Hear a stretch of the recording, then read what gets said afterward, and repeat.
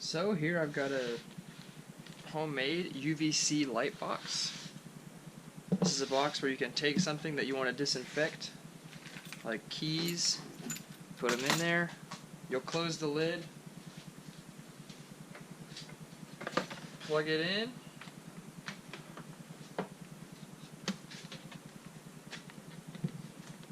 and that light will kill all the bacteria and viruses on that surface.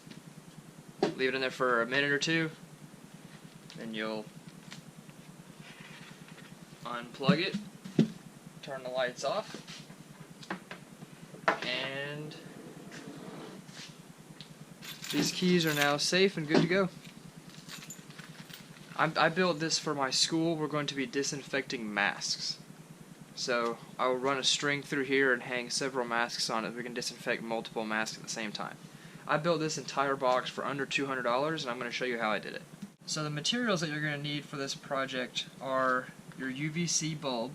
This is a 60 watt bulb. It's on the higher end. You can get them a lot lower. I think they have even 3 watt bulbs. And the lower your wattage, the cheaper that your ballast is going to be. And that's this piece.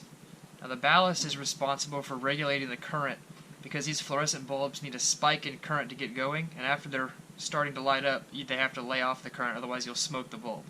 So this ballast is kind of a regulator for the bulb. This ballast in particular is for 60 watt UVC bulbs, and it can do 2.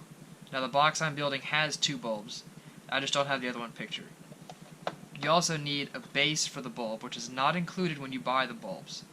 This particular bulb is a 2G11 base. I'll have the links for everything I got in the description.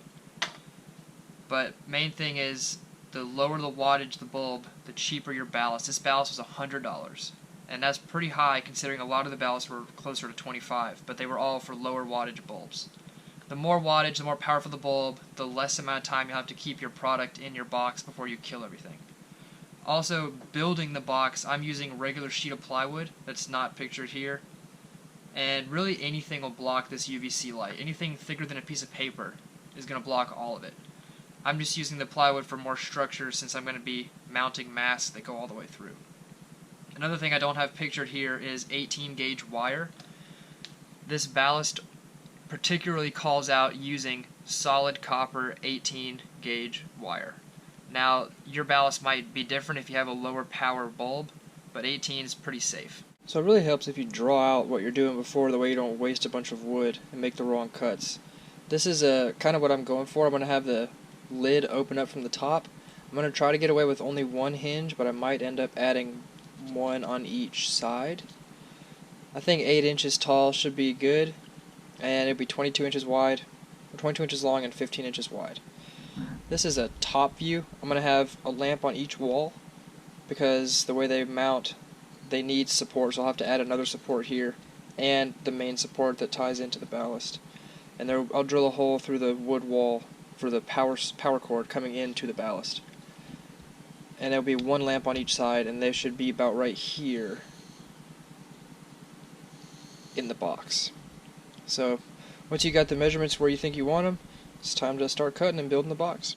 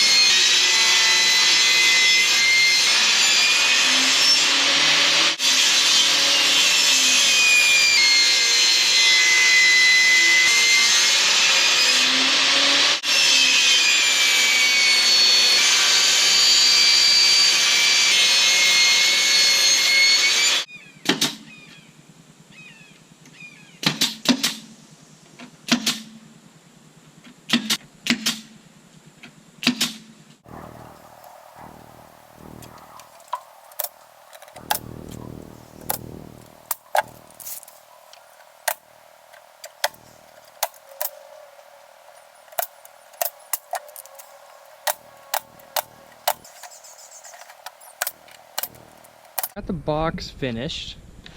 I made it a little bigger than my original dimensions just because I had a little bit of extra wood. Tried to get it all used up. This is the lid right here. The lid's going to be separate. There was a hole in the plywood right here, I'm going to use that for my power cord coming in. That way I don't have to worry about patching the hole. So the box is painted. I still have to paint the lid, and I'm going to install a hinge on the lid right here and have it come in right there. And I have to wire the ballast. I went ahead and wired one ballast lamp, and just to plug it up and see if it works, see if I had the wiring right in the ballast, and it did turn on. For plugging in the ballast to the actual wall, I just got a regular 3-wire extension cord. Make sure it has a ground. A 2-wire extension cord won't work. You need to have a ground with this ballast. You come down here to the side. You have your hot, your positive, your negative, and the green wire is your ground on the right. Then coming out on the other side to one lamp, I'm going to take this apart and put it back together with 2 lamps whenever I put it in the actual box. But it did light up, so that's a good thing. So for my incoming power, I just got a regular extension cord and cut off the extra plug-in pieces, and this is the 3 cables that are going to go into my ballast. They're going to come in this hole on the outside.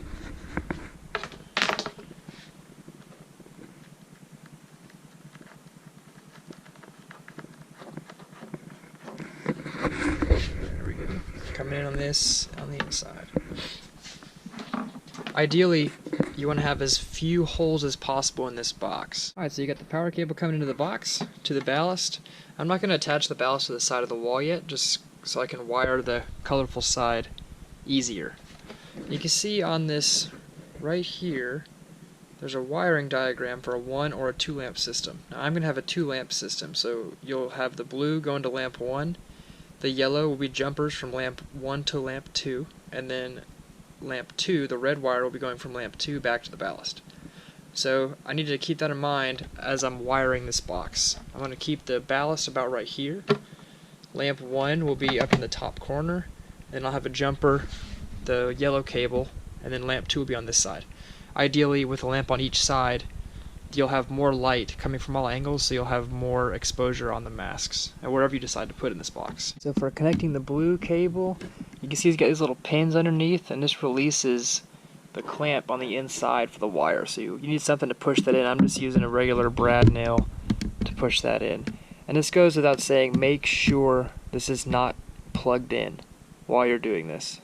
Seems common sense, but just double check, because the last thing you want to do is get shocked right here. So you'll push these in, and if you do it right, it should be tugged in there pretty good. It shouldn't pull out. Now I'm going to make the yellow connection going from lamp 1 to lamp 2. Now I'm using the same color wire for all of them, which can be a little confusing, but it's the only wire I have, so I'm going to make it work. Now I pre-measured this, so I know it's going to fit in the box going from lamp 1 to lamp 2. I kind of got my 2 bases where they would be, so this is enough length to connect them. I'd measure that before you cut it. Twist up the ends so they'll fit in that little hole better. Now these are the connections, and they don't have a pin to release, so all you have to do is just shove the wire in there, and that is enough. So before I nail everything to the box to get it all permanently secured, I just wired everything up once, and we're going to plug it in to see if it works. Basically just testing the connections, make sure they're all secure and getting current through them. So I'm just going to plug up the extension cord, and if it's working, both lights should come on. I'm not going to leave them on very long because exposure is bad, but fingers crossed. There we go, excellent. Alright, so we know it works, and now we're just going to slap it together.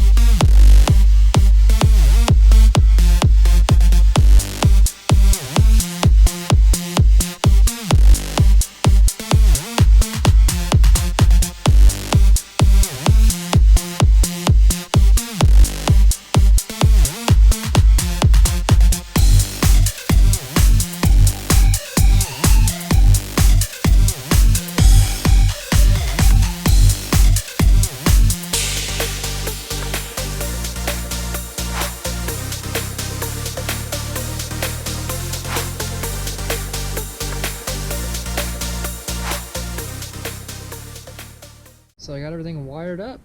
Looks good. I'm going to cover this with, I think I'm going to cover this with a layer of aluminum foil.